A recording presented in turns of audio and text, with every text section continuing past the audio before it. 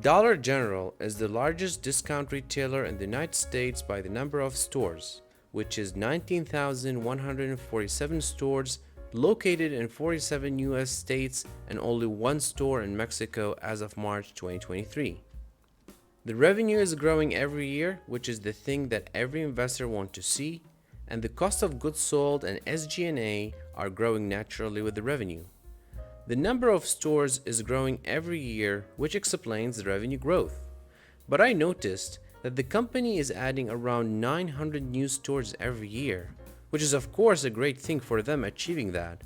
But that means on average, they're opening 3 new stores a day every day in the past few years, which makes me think, how is that possible? How many people do they have in the team responsible for this expansion?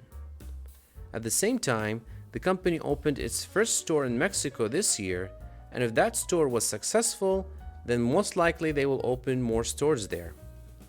For the comparison, to compare the Dollar General, Walmart, and Target, Walmart had 10,500 stores in 20 countries in 2022, and Target has only 1,948, while Dollar General had 19,147 stores in 2022. So it seems that Dollar General stores are almost double Walmart stores and about 10 times Target stores. The free cash flow is suffering in the last 2 years. It went down from $2.8 billion to only $400 million in 2 years only. And the financials of the first quarter of 2023 show a lower free cash flow compared to the same quarter in 2022. So in my opinion, it is possible that 2023 will have an even lower free cash flow. The debt to asset ratio is 61%. In other words, for every dollar of assets they have, 61 cents came from debt. In my opinion, 61% is so much for this ratio and will slow the growth of this company in the near future. But they're still able to service the debt very comfortably because they generated 19 times the interest expense in 2022. The company is buying back its shares except for the first quarter of 2023, and since 2017, Dollar General bought back about 20% of total outstanding shares. This company is a dividend company, and in 2022 they distributed $2.20 per share, making the current dividend yield 1.3%.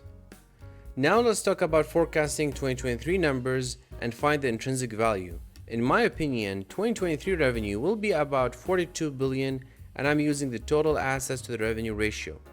The free cash flow to the revenue ratio is decreasing in the past 3 years to its lowest ratio in 2022, which is 1.1%.